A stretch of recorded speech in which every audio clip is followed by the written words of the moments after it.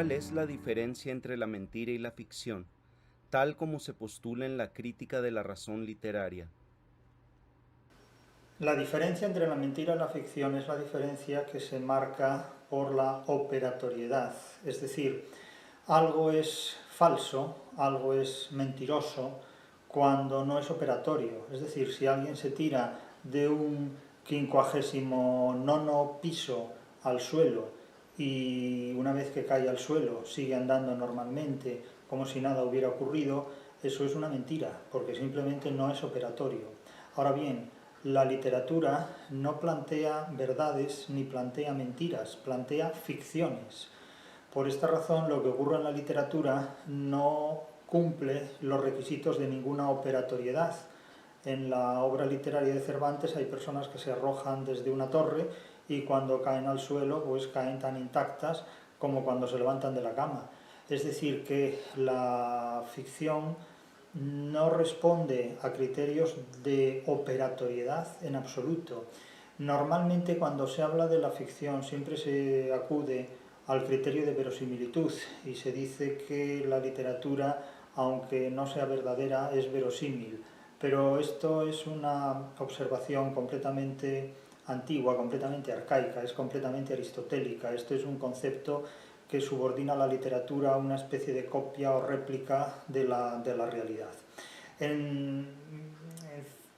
De cualquier manera, lo que vemos es que el criterio de verdad, el concepto de verdad, es un criterio de tipo científico, de tipo gnosiológico, es decir, algo es verdadero o es falso cuando sometido a una operación, a una prueba, pues funciona o no funciona, es decir, 2 más 2 son 4 y esta es una verdad matemática.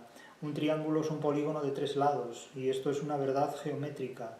Un endecasílabo es un verso de 11 sílabas métricas y esto es una verdad de la retórica, de la poética y de la teoría de la literatura. Pero en una obra literaria 2 por 2 pueden ser 79 y una obra literaria al plantearse en términos de ficción no se sujeta ni se subordina en absoluto a criterios ni de verosimilitud, que es un concepto aristotélico, mimético y anticuado, ni a criterios de verdad o de mentira, que es un concepto gnosiológico, ni a otro tipo de criterios. Es decir, la obra literaria plantea situaciones ficticias y una ficción está exenta de veridicción y de falsificación. Es decir, no podemos enfrentarnos a la ficción interpretándola como si fuera una mentira o verificándola como si fuera una verdad, porque esto implica no entender lo que es la literatura. Esto implica comer con tenedor una sopa de fideos. Es decir, esto no tiene ningún sentido desde el punto de vista de la interpretación literaria. Eso es lo mismo que enfrentarse a una operación de corazón abierto, pues leyendo La Regenta. Esto no tiene sentido, es confundir completamente las cosas. La diferencia entre la ficción y la mentira es la diferencia que hay entre la religión y la literatura.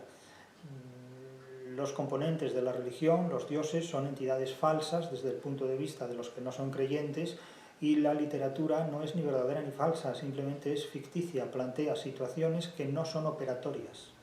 En varias ocasiones, usted se ha referido como ficciones explicativas a los postulados de ciertos ámbitos como el de la filosofía y la psicología. ¿Por qué los considera tales y cómo influyen en la percepción de la realidad y el funcionamiento de la sociedad? Ficciones explicativas son todas aquellas ficciones que contienen una explicación, del tipo que sea. Una parábola evangélica, una metáfora incluso, cualquier historia literaria, filosófica o la formulación de un problema matemático son ficciones explicativas. Es decir, cualquier enunciado de un problema matemático, de un ejercicio o cuestión física, química o matemática, es decir, si mezclamos tantos componentes de hidrógeno con tantos componentes de glucosa, pues qué resultado obtenemos, ¿no? Es decir, esos no dejan de ser planteamientos o ficciones que pueden explicar cómo se hace pues, un determinado problema matemático o cómo se resuelve. Del mismo modo que una parábola evangélica, bíblica, o que un proverbio o una paremia es una ficción explicativa. Lo mismo un apólogo, en el que dos animales mantienen una relación locutiva o actancial del tipo que sea, como puede ser la rana y el escorpión, para cruzar un río. Es decir, eso son ficciones explicativas. Son ficciones que con frecuencia utiliza la filosofía para explicar algunos de sus planteamientos o que puede utilizar la literatura parenética o didáctica en muchos otros de sus planteamientos. Es decir, cuando se utilizan este tipo de procedimientos con fines educativos y pedagógicos, pues lo que se hace con frecuencia es adoptar comportamientos propios de un escolar, en el sentido de que se educa a la gente en determinadas formas de comportamiento humano que pretenden ser ejemplares, didácticas, modélicas, y en este punto pues no cabe duda de que la parénesis, los proverbios, los refranes, los modelos didácticos y ejemplares pues han estado muy presentes en la literatura, sobre todo clásica y antigua, desde mucho antes del libro de Buen Amor, que es una auténtica recopilación de sentencias ejemplares muy propias de los escolares medievales, hasta la literatura renacentista barroca y sobre todo los libros de autoayuda contemporáneos. Piénsese que cuando Platón en muchos de sus diálogos, como por ejemplo en la República, pues habla de sus cuentecillos y de sus mitos, el mítico cuentecillo de la caverna, lo único que hace es acudir a ficciones explicativas, es decir, a ficciones dentro de las cuales trata de dar explicación a determinados hechos o determinados fenómenos. Pero esto es, insisto, el valor del apólogo. Las funciones sociales que pueden tener estas actividades humanas son muy diversas, dependiendo del entendimiento de sus receptores y de las competencias que tengan quienes las practican. Hoy día, básicamente, este tipo de cosas no se hacen del modo tradicional, sino que simplemente pues, se contrata a determinados actores para que representen determinados papeles, finjan determinadas interpretaciones que puedan servir de modelo a las personas que los ven para comportarse de este modo. Es decir, si lo que tratamos de defender es pues, una higiene ecológica, pues se contrata a una persona para que cuente su experiencia y de esa manera su actitud pueda servir como una actitud ejemplar que imiten otras personas. Esto no es más que el apólogo moderno, pero en lugar de estar representado por animales, como la rana o el escorpión, pues están representados por actores más o menos profesionales que invitan a poner en práctica determinadas formas de conducta. Eso son ficciones explicativas, en definitiva. Usted clasifica los modos de la ficción que atañen a lo extraordinario, como la fantasía, lo maravilloso, el realismo mágico y la ciencia ficción, en función de las relaciones entre la materia sensible, M1, subjetiva, M2, e inteligible, M3, con el mundo interpretado y el no interpretado. ¿Cuáles son las diferencias entre este y los esquemas de interpretación para dicho tipo de literatura que proponen?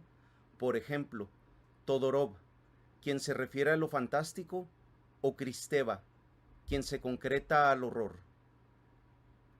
En realidad, Todorov y Kristeva hablan de lo mismo, pero con distintas palabras.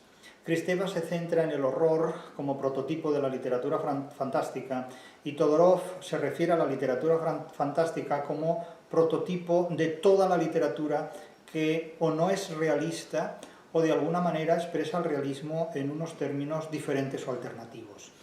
El libro de Todorov se ha convertido en un clásico de la crítica literaria cuando se habla de lo que comúnmente entendemos por literatura fantástica frente a la literatura maravillosa. Pero hay muchos otros trabajos que son incluso más actuales, desde luego más actuales, y también mucho más originales y más precisos que los de Todorov. En el caso de la crítica de la razón literaria, se ha optado por hablar de la literatura fantástica dentro de lo que son las genealogías de la literatura y concretamente dentro de la literatura sofisticada o reconstructivista, donde todas las categorías que tradicionalmente se interpretaban como propias de lo fantástico, aquí se reinterpretan desde luego desde criterios mucho más amplios. Y consideramos que naturalmente lo fantástico es, como comúnmente todo el mundo acepta, como convencionalmente todo el mundo acepta, lo fantástico es la intromisión, la introyección de lo imposible dentro del mundo cotidiano, en el que con frecuencia está excluido lo heroico. De hecho, el realismo mágico, el llamado realismo mágico, tiene precisamente uno de los componentes más exultantes de lo fantástico, porque es lo extraordinario dentro de lo cotidiano, lo imposible dentro de la vida cotidiana, pero sin ninguna presencia heroica, es decir, es lo extraordinario de lo antiheroico, es decir, una marmita que se mueve, un familiar difunto que se nos aparece de nuevo y con el que dialogamos, etcétera, etcétera, etcétera. En definitiva, digamos que la literatura sofisticada reconstructivista, dentro de la cual la literatura fantástica ocupa un lugar privilegiado, se caracteriza simplemente porque relaciona de manera ideal dos términos reales. Esa es la esencia de lo fantástico. Dos términos reales, como puede ser un muerto y un vivo, los muertos existen y los vivos existen, mantienen entre sí relaciones ideales, es decir, dialogan. Un muerto no puede hablar. Literatura fantástica es el coloquio de los perros de Cervantes, en el que dos perros dialogan y mantienen entre sí relaciones mucho más inteligentes de las que pueden mantener varias personas, incluso concitadas para un congreso académico. Es decir, que el coloquio de los perros de Cervantes claramente es literatura fantástica. Literatura fantástica es el Asno de Oro de Apuleyo, donde un individuo resulta mágicamente convertido en un asno, en un burro, y va contando la vida que lleva, la vida que tiene como animal bruto de carga, ¿no? Dentro de lo que es el ámbito de la picaresca, del mismo modo que Cipión y Berganza lo hacen igualmente en el coloquio de los perros. Básicamente se trata de dos términos reales, dos perros, los perros existen, y ladran pero no hablan, que mantienen entre sí relaciones ideales, es decir, relaciones locutivas entre dos canes que conocen no solo un lenguaje perfectamente articulado, sino extraordinariamente culto y con una capacidad crítica que rebasa la del racionalismo humano, ¿no? Eso es literatura fantástica, la relación real de dos términos ideales, en definitiva. Lo que hacen Kristeva y lo que hace Todorov resulta muy útil y muy interesante, pero tengas en cuenta que vamos camino ya casi de un siglo desde que estos señores han publicado sus trabajos, por lo tanto están muy rebasados. En la genealogía de la literatura, de la crítica de la razón literaria, se reinterpreta la literatura fantástica en términos mucho más actuales de los que puedan ofrecer, lógicamente, Todorov y Kristeva, como dentro de 100 años y antes también, pues otras personas reinterpretarán lo que yo he dicho desde términos más actuales. Esto es evidente y nada de lo que hacemos es definitivo. Aún son útiles las consideraciones del psicoanálisis, como las de Freud sobre lo siniestro, Unheimlich, o las de Deleuze y Guattari en el Antiedipo sobre el zombie como único mito de la modernidad, para estudiar estos modos de ficción y en particular el horror. La utilidad de todos esos modelos depende de la importancia que se les dé y sobre todo depende de la cantidad de falta de originalidad que el lector esté dispuesto a soportar. Es decir, que aceptar que lo que Freud y esos otros autores que ha mencionado han dicho sobre cuestiones propias de literatura fantástica o del horror sigue siendo actual, lo único que delata, lo único que revela es la incapacidad de autores actuales para superarlos. Es decir, la incapacidad de cualquier receptor para superar ideas, escritos o teorías de autores del pasado, de autores pretéritos. Los escritos, los trabajos, los artículos, los textos que haya podido escribir Freud sobre cualquier cosa no dejan de ser más que una filosofía de cualquier cosa, es decir, ocurrencias, en definitiva. Que estas ocurrencias hayan ejercido una poderosísima influencia durante décadas no significa absolutamente nada. Lo único que no significa absolutamente nada. Otra cuestión es que para mucha gente eso sea pues la gran tabla de salvación o, a mi juicio, lo que es básicamente es la gran tabla de explotación económica de muchas inquietudes y deficiencias emocionales de personas que, buscando una seguridad, han leído a Freud y a esos otros autores que no vale la pena ni citar, por mi parte al menos, para entretenerse. Quiero decir, tomar como referencia a esos autores básicamente lo primero que delata es una insuficiencia de los tiempos actuales para superar una serie de cuestiones que han abordado esos señores en unos términos particularmente pobres y que desde luego lo único que proporcionan es debate, contrastes de opiniones y de ocurrencias que no nos conducen, a mi juicio, a ninguna parte. Es decir, no es más que una especie de terapia de grupo que no va a ningún sitio. Es decir, mientras el mundo avanza y evoluciona por caminos útiles, uno puede debatir sobre estos asuntos. Es decir, aquí hay dos cuestiones, o filosofas o trabajas. A lo largo de la obra cervantina, por ejemplo, el Persiles, la novela ejemplar El coloquio de los perros, Viaje al Parnaso, Numancia o el mismo Quijote, hay un empleo de estos modos de ficción y en concreto del horror. ¿Siente el autor un precedente para el desarrollo de estos en la literatura de habla hispana o el canon universal? Si yo le dijera que el horror es una invención anglosajona, probablemente usted no me creería, y no me creería ni usted ni mucha otra gente. Pero lo cierto es que el horror, interpretado como lo hace la edad contemporánea, es una invención completamente anglosajona. No porque no existiera el horror antes del siglo XVIII, sino porque no existía el miedo al horror antes del siglo XVIII en los términos en los que sí se va a dar con posterioridad. El horror es una invención del concepto de literatura fantástica que tiene el mundo anglosajón. Con anterioridad, naturalmente, que se daba el horror, pero el horror solo provocaba risa. ¿Por qué? Pues porque el mundo antiguo no permite cobardía en los héroes. El mundo moderno, sin embargo, ha generado héroes construidos de forma inversa, construidos invertidamente, es decir, lo único que ha generado es antihéroes. Y el antihéroe tiene naturalmente que experimentar ante el horror miedo, temor, inquietud. Algo que de ninguna manera se podía permitir el héroe clásico. Es decir, Aquiles, Héctor, no siente ningún horror ante las adversidades frente a las que se encuentran. Es decir, cuando Ulises se enfrenta al cíclope, no siente ningún horror ante el cíclope, ni siquiera siente miedo. Es decir, los héroes clásicos son figuras que ante el horror actúan con indiferencia, en todo caso de forma ridícula y grotesca.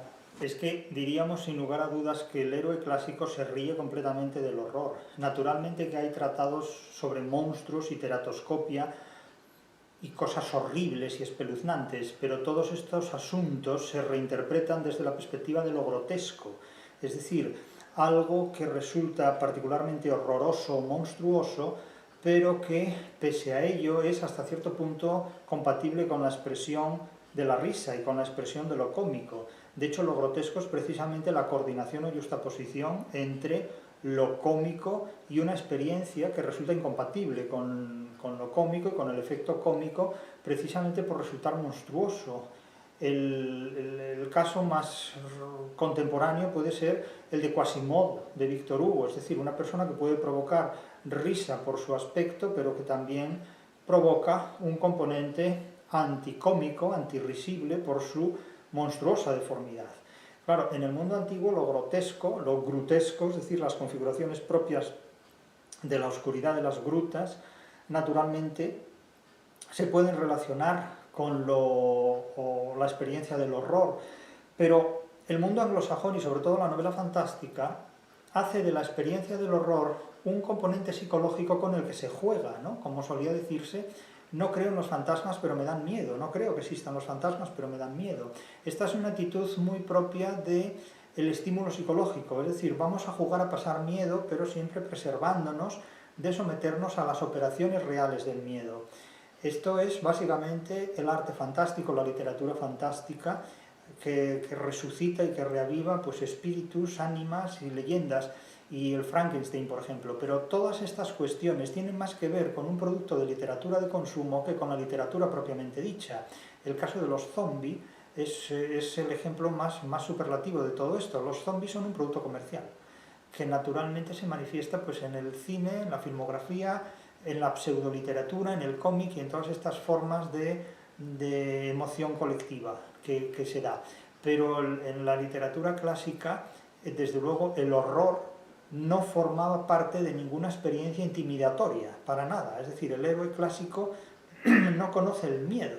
El horror le resulta completamente indiferente. Es decir, suponer que Ulises se va a inquietar o se va a espantar por el aspecto monstruoso o amenazante del cíclope es ignorar completamente quién es Ulises. Es decir, el horror como expresión intimidatoria es algo que se ha inventado el mundo anglosajón. No hay experiencia que motive miedo ante el horror en los autores clásicos. Los autores clásicos no tienen miedo absolutamente a nada. Absolutamente a nada. El miedo es una invención anglosajona, como el horror también es una invención anglosajona. Hay obras del barroco o anteriores como la de Tirso, Calderón, Lope, Vélez de Guevara o don Juan Manuel que se puedan considerar precursoras del horror, tal como se entiende a partir del Frankenstein, su obra inaugural, de acuerdo con algunos? Naturalmente, en Cervantes está el genoma de la literatura universal, de modo que en la literatura de Cervantes encontramos absolutamente todo lo que antes, incluso también después de él, se va a desarrollar en la literatura.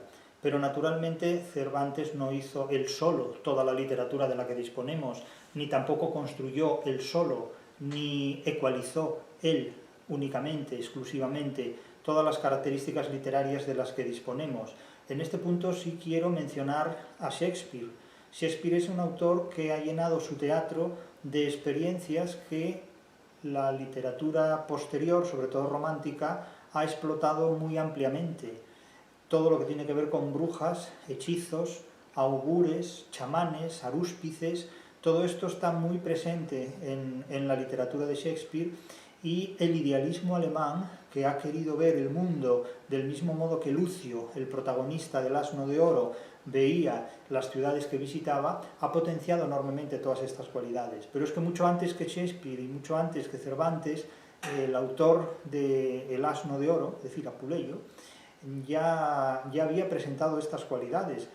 Todas estas cualidades son propias de las literaturas primitivas o dogmáticas. Si pensamos en la Biblia está llena de episodios fantásticos, está llena de episodios que de alguna manera vitalizan y revitalizan constantemente los episodios de la literatura fantástica. Y por otro lado, si pensamos en el realismo mágico, basta acudir a 100 años de soledad, podemos comprobar con toda precisión, o incluso al propio Pedro Páramo, podemos comprobar con toda precisión cómo los fenómenos que tienen que ver con la magia, la religión, sobre todo la religión luminosa, es decir, la religión de animales y de objetos fetichistas, pueblan constantemente toda nuestra literatura hispanoamericana en el siglo XX y determinan de forma absolutamente esencial todo lo que tiene que ver con el realismo mágico.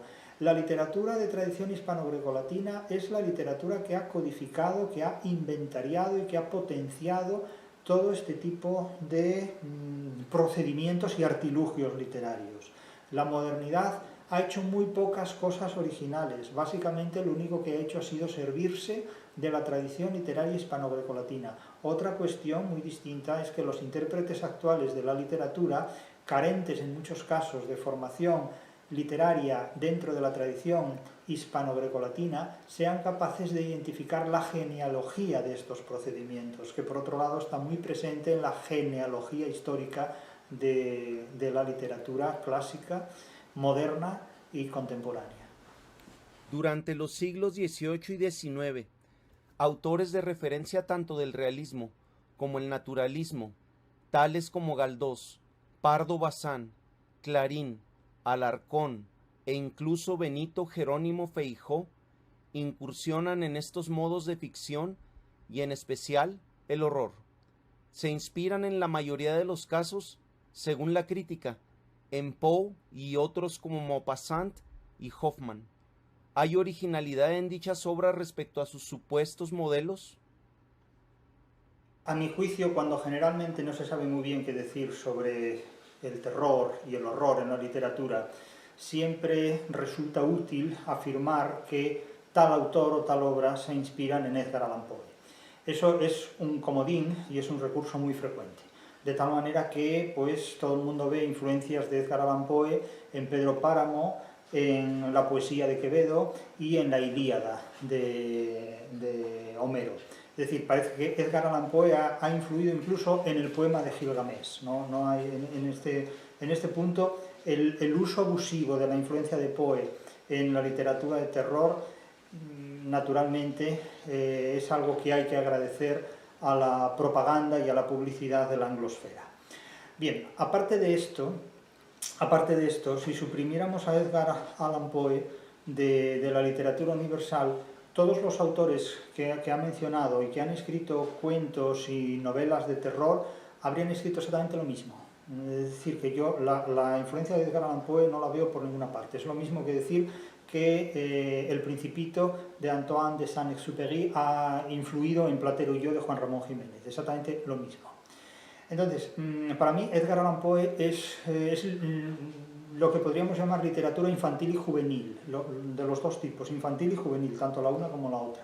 Es una literatura muy entretenida y es una literatura muy amena, pero probablemente no es ni siquiera literatura. Pero bueno, aparte de eso, yo no creo, en absoluto lo creo, que Galdós, Clarín o que los cuentos de Valle Inclán necesiten, para explicar la presencia de los componentes de horror y de terror, necesiten a Edgar Allan Poe en absoluto.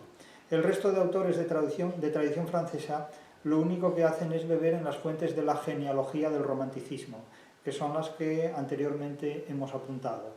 Es decir, el miedo como una experiencia psicológica que de alguna manera fertiliza los textos literarios que buscan en ese tipo de experiencias, pues como las leyendas de Becker, sin ir más lejos, pues un aliciente y cierta originalidad en la literatura, un nuevo aliciente y como digo, cierta originalidad en la literatura. Pero es que el mundo antiguo, los autores clásicos, no perciben el horror como algo relacionado con el miedo, sino algo relacionado con la risa, o en todo caso, en el siglo de oro, con la tragedia, de una manera muy puntual, pero en absoluto con el miedo, porque eso implicaría que el héroe trágico es un cobarde, es decir, es un antihéroe, es decir, un hombre moderno. Se dice que en España hubo hasta hace no mucho poca producción de horror respecto a las culturas donde supuestamente se origina. ¿Supusieron acaso corrientes como el feísmo de Goya, el esperpento o el tremendismo alternativas a dicho modo de ficción en España? Si la respuesta es afirmativa, ¿por qué? A mi juicio, ese tipo de movimientos, en particular el esperpento y los que tienen que ver sobre todo con la literatura, son movimientos que perciben la experiencia del horror no desde el punto de vista cómico, ni desde el punto de vista tampoco psicológico, sino desde el punto de vista de las consecuencias de lo trágico. De hecho, tanto la pintura de Goya por su lado como el esperpento de Valle Inclán por el suyo, no es más que una deformación grotesca, y aquí lo grotesco tiene su papel dominante, la deformación grotesca de una visión cómica de un hecho trágico. Es decir, que aquí hay dos componentes llevados a las consecuencias más extremas, pero dos componentes que parten de lo grotesco. Ya he dicho anteriormente que lo grotesco es la yuxtaposición de dos términos incompatibles entre sí, que son el horror y la risa. Pues bien, el esperpento no es más que la radicalización de estos dos términos extremos, algo que resulta incompatible con la risa porque es trágico y algo que de ninguna manera puede considerarse como dignificante de lo humano porque deteriora y convierte al ser humano en un auténtico pelele. Es decir, es la mayor falta de respeto que hay a la dignidad humana convertir a un ser humano en un pelele, en un muñeco de trapo. Las características del esperpento, donde el ser humano queda reducido a un animal, a una bestia ridícula, grotesca, inofensiva, porque una de las características del ridículo como forma de la materia cómica es precisamente la incapacidad de reacción del sujeto que se ridiculiza. Es decir, el ridículo es simplemente una forma de comportamiento que está por debajo de lo normal o que es paranormal, es decir, que está por un nivel inferior a lo normal, un ámbito de subnormalidad, diríamos, o un ámbito de paranormalidad como algo excéntrico y no aceptado, no reconocido, pero siempre en ambos casos identifica a una persona que resulta inofensiva para la sociedad. Lo grotesco ya no resulta tan inofensivo y desde luego el esperpento ofrece la visión trágica de algo que, la muerte de un ser humano, por ejemplo, de cualquier otro aspecto, de ese algo convertido en objeto cómico. Es decir, que es la mayor degradación a la que puede someterse la tragedia humana cuando el protagonista de lo trágico, siendo un ser humano, aparece convertido en un pelele o en una caricatura. De tal manera que En la literatura española, evidentemente, el horror no se incorpora en términos genuinamente anglosajones como una experiencia amena de entretenimiento o de reacción psicológica, sino que se incorpora en su dimensión plenamente estética o plenamente poética, la dimensión trágica, sobre todo en el caso de Valle o en el caso de Goya. Lo que sí está claro es que el mundo anglosajón tiene un concepto de literatura básicamente psicológico y emocional, no un concepto de literatura intelectual y científico. Es decir, el mundo anglosajón ha negado siempre la posibilidad de interpretar científicamente la literatura porque considera la literatura como una reacción orgánica. Es decir, para el mundo anglosajón la diferencia entre literatura y pornografía no existe, sinceramente, porque tanto la literatura como la pornografía, como las películas de terror, tienden a provocar en el ser humano reacciones orgánicas, pero no tanto reacciones intelectuales, lo cual no quiere decir que alguien no experimente orgasmos intelectuales. En eso yo ya no entro ni salgo, desde luego, no conozco este tipo de experiencias ajenas, desde luego. Pero lo que quiero decir es que hay dos tipos de experiencias que son la pornografía y el horror, que básicamente se limitan a experiencias orgánicas. Entonces, claro, cuando este tipo de actividades se introducen en el ámbito de la literatura pierde esencia literaria para disolverse en una especie de reacción orgánica, tanto en el caso del horror como en el caso de la pornografía. Y esto es muy anglosajón, no en exclusiva, desde luego, pero sí ha sido un artificio básicamente anglosajón. De hecho, insisto, el horror como recurso literario es una invención completamente anglosajona y se ha desarrollado hasta tal punto que la literatura no es necesaria para expresar el horror, de tal forma que el horror se expresa sin literatura, es decir, como un producto mercantil más, del mismo modo que la pornografía. A diferencia, por ejemplo, de publicaciones como Biblioteca Universal de Misterio y de Terror, otras cuyo producto se comercializó en formato bolsilibro, tales como la Selección Terror Bruguera, contaban en su plantilla solo con autores españoles, quienes escribían con seudónimos anglosajones. Tuvo importancia, ya sea la serie en su conjunto o alguno de sus autores en particular, para el desarrollo de la literatura española posterior u originalidad respecto a la producción de otros países? La verdad es que esta es una pregunta de sociología literaria para la que yo no tengo una respuesta precisa.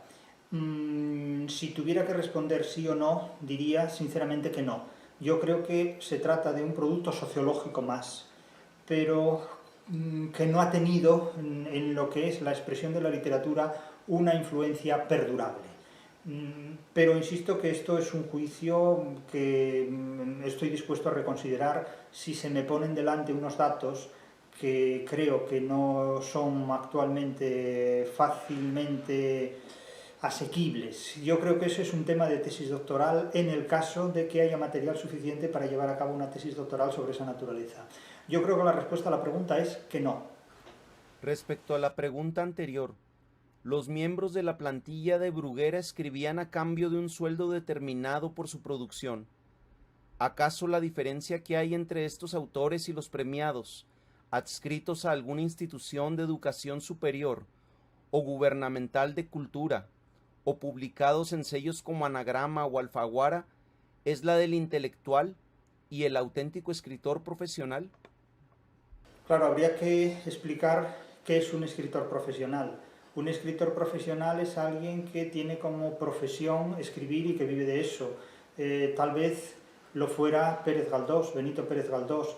Otra cuestión es ser un escribidor, es decir, alguien que escribe, o un relator o un narrador, ser alguien que escribe historias, libros o novelas, como quien escribe productos mercantiles para venderlos masivamente bajo un determinado sello editorial.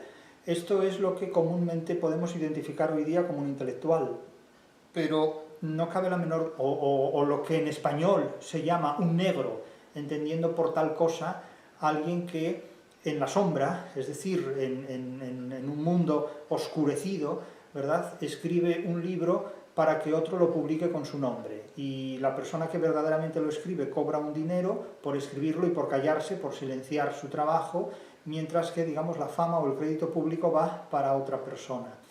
Naturalmente esto no tiene nada que ver con la literatura, esto es una actividad comercial, es una actividad editorial que puede verse prolongada o galardonada o apadrinada o enriquecida por la concesión de premios políticos, sociales, económicos, pero en realidad esto no tiene nada que ver con la realidad de la literatura, sí tiene que ver con la realidad del mercado, pero no podemos considerar que estos autores son autores de obras literarias, estos autores son autores de productos mercantiles, son autores de kitsch, es decir, de modelos ortodoxos de arte, de tal forma que escriben novelas en serie como podrían hacer churros en serie. Es decir, esto no es ni bueno ni malo, esto es una realidad del mercado, pero es que la literatura es otra cosa completamente diferente. Es decir, tengas en cuenta que aquí cuando hablamos del horror como una experiencia psicológica, estamos haciendo referencia claramente a la construcción de productos que son pseudoliterarios para un consumo mercantil y masivo de una sociedad que necesita experimentar determinadas emociones.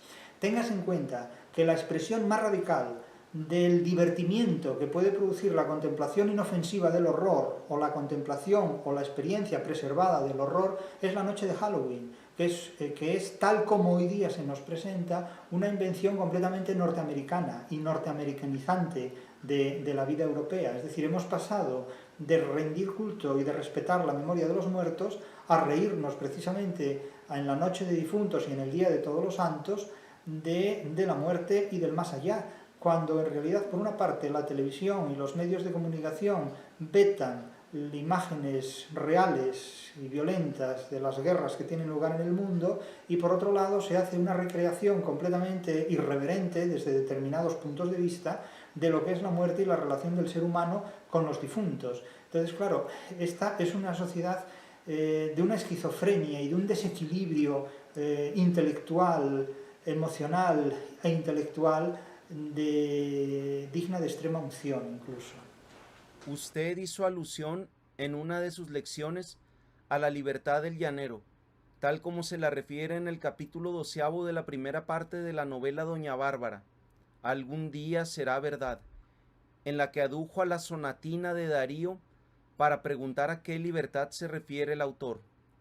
Dicho pasaje de la lección mueve indefectiblemente a la risa, pero a la vez a la reflexión crítica.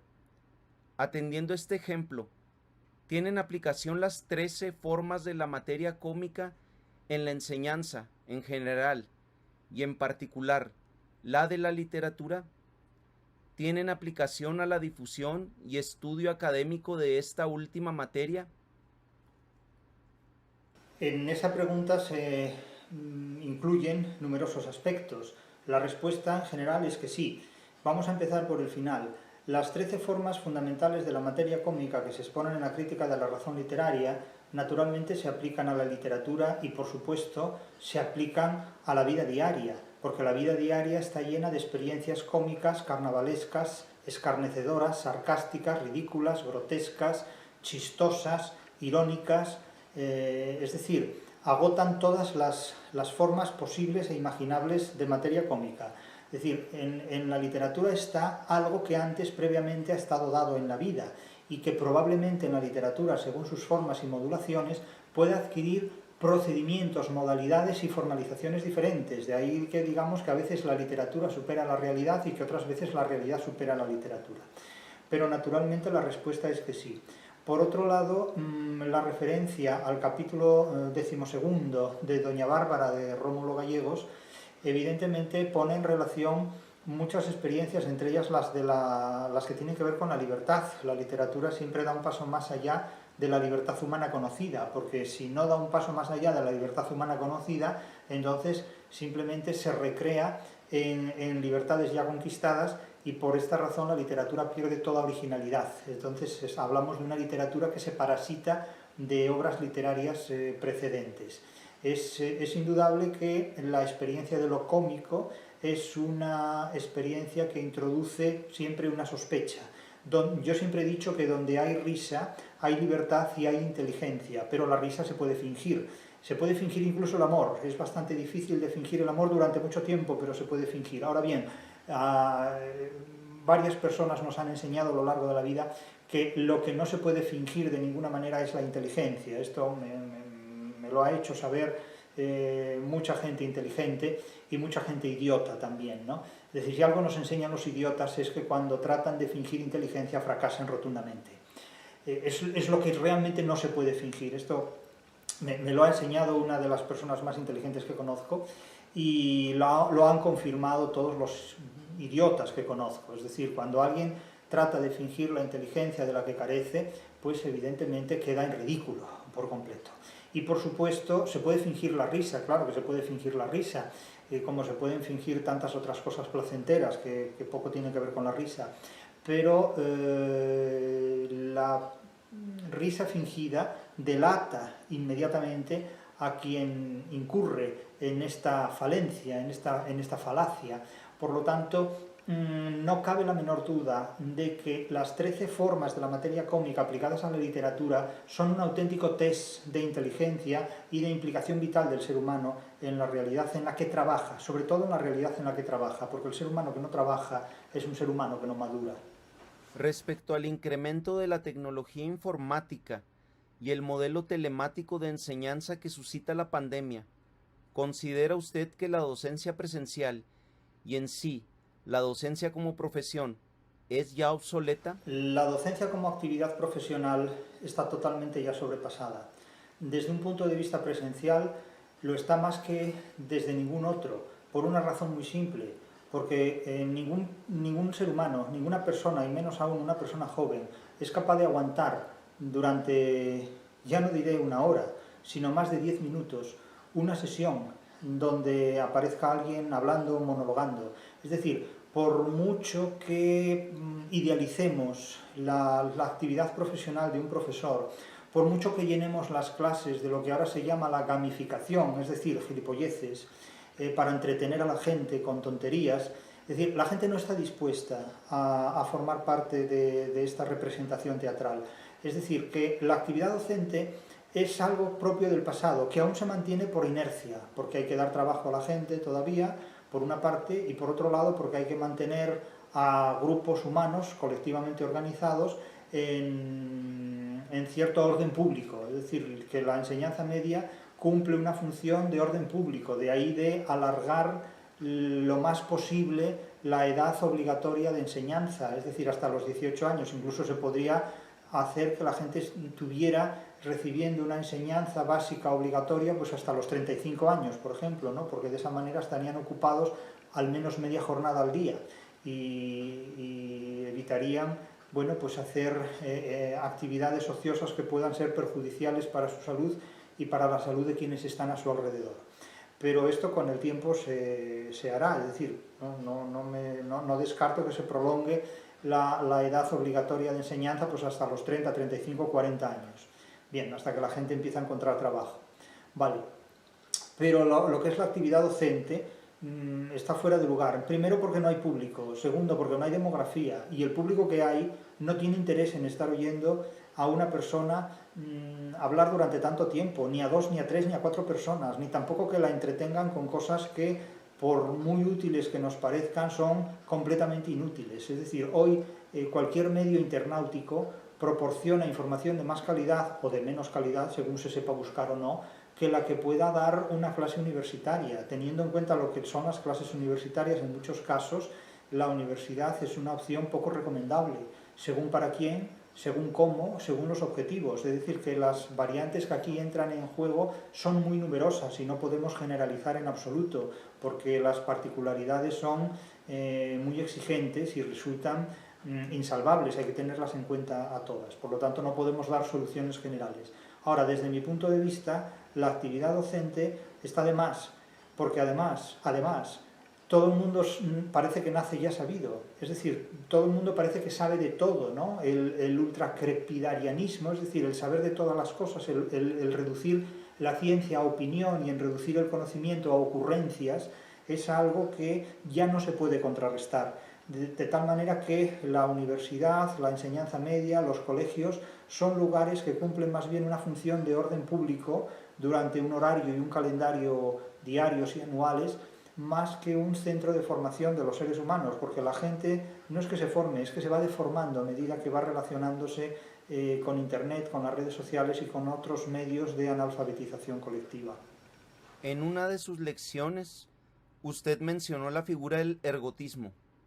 ¿Qué relación guarda este dispositivo retórico con la sofística, particularmente en las formas en que se practica actualmente, como el periodismo, la política o la divulgación académica?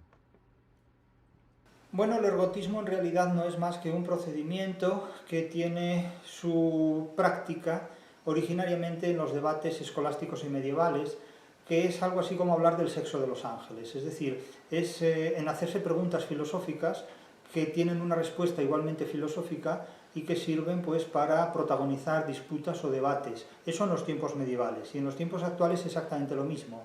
Ya he dicho anteriormente que o filosofas o trabajas. Entonces, claro, alguien que puede dedicarse a ejercer el ergotismo, a ser un ergotista y a hacerse preguntas como las que con frecuencia algunas personas se hacen, ¿no? Es decir, un árbol que cae hace ruido al caer cuando no hay nadie que escuche el árbol caer. Claro, yo comprendo que la gente que tenga capacidad para dar respuesta a estas preguntas, supongo que es porque tiene ya la nómina en su cuenta bancaria. Porque claro, cuando alguien tiene que trabajar, no está para este tipo de preguntas, ¿no? Por eso he dicho con frecuencia que la filosofía, que estimula con excesiva frecuencia este tipo de debates, este tipo de ergotismos, la filosofía siempre habla o de religión, o de política, o de autoayuda. Pero claro, cuando hay que trabajar, pues la política, la religión y la autoayuda hay que dejarla para después, porque primero hay que trabajar. Entonces, claro, el ergotismo es algo a lo que se puede dedicar a alguien que, a mi juicio, tiene su vida resuelta y no sabe qué hacer con ella. Las siguientes dos preguntas atañen a su obra Ensayo sobre el fracaso histórico de la democracia en el siglo XXI, que se publicó en el primer año de la pandemia, sobre cuyo tema principal, tomando como eje asimismo dicha eventualidad, han redundado recientemente algunas obras muy difundidas, casi simultáneamente. ¿Se puede aún conseguir? De igual forma, ahí se desarrolla una idea de frecuente mención en sus intervenciones. La cultura es el grimorio de la posmodernidad, a la que aduce en relación con las sociedades gentilicias y las empresas transnacionales. ¿Podría explicar la comparación que hace con estos formularios mágicos y la vinculación entre la considerada corriente hegemónica de pensamiento, los gremios y las corporaciones? En efecto, de ese libro se prepara una próxima edición que se publicará el año que viene, se publicará en 2024. Es una edición nueva y actualizada de la versión original. Es cierto que en ese libro se plantean muchas tesis, entre ellas la tesis de la cultura como un grimorio de nuestro tiempo. La cultura es un grimorio no deja de ser una palabra de origen francés, es un galicismo, que habla de un libro mágico, un libro de hechizos, ¿no? Casi fetichista. La cultura en nuestro tiempo es, de hecho, una especie de fetiche del mundo contemporáneo, de tal manera que, como si se poseyera un fetiche, quien está en posesión de la cultura cree estar en posesión de una especie de superioridad respecto a otras personas. Pero cuando vemos, cuando comprobamos cuál es el contenido de lo que entendemos por cultura, pues constatamos que la cultura es simplemente una forma emocional de organizar la ignorancia colectiva, es decir, es una ideología. De hecho, hay mucha gente que dice que la cultura es el apellido de la política o que la cultura es el apellido de las ideologías. Y en definitiva, cultura e ideología hoy día es lo mismo, en realidad, y lo es porque las creencias organizadas emocionalmente de forma colectiva más bien nos sitúan en el ámbito de la ignorancia de la realidad que en el ámbito del conocimiento de la cultura, de la historia o de determinadas facetas. Porque claro, la cultura es una de las palabras más adulteradas y más subvertidas y más deterioradas semánticamente en las últimas décadas. Por lo tanto, evidentemente el éxito de una democracia no depende tanto del éxito de la cultura, sino del éxito de una calidad de vida, del éxito demográfico, del éxito económico. Y en nuestros tiempos, en nuestra época, la democracia nos ha situado en una caída demográfica muy fuerte y en una caída de productividad y de rentabilidad económica también muy fuerte. Por lo tanto, no cabe duda de que la democracia es un sistema políticamente fracasado, que pasará pues al repertorio de los sistemas políticos que en la historia han tenido su lugar y su ubicación, y que naturalmente será reemplazado por otros. No cabe evocar, como se ha hecho recientemente desde esta declaración de Westminster, la democracia como un régimen de libertad y hablar de la democracia ateniense, porque la democracia ateniense era uno de los regímenes políticos en los que menos libertad había, incluso en el propio pasado. La libertad era un patrimonio exclusivo de una oligarquía de individuos que además contribuyeron a corromper tremendamente la propia democracia que decían defender, como quizás ocurre en nuestro mundo contemporáneo. En este sentido tampoco hay que sorprenderse ni dejarse impresionar, porque cualquiera que haya estudiado mínimamente la historia y sus cambios sabe que los sistemas políticos no son definitivos, sabe que la democracia no es el fin de la historia. Eso fue una ocurrencia de Fukuyama, como otras tantas ocurrencias de la anglosfera, pero el futuro que está por venir, es decir, está por hacer, está por construir, no será democrático. Quizá el presente ya tampoco lo es, pero a lo mejor el ser humano no puede admitir esta realidad todavía.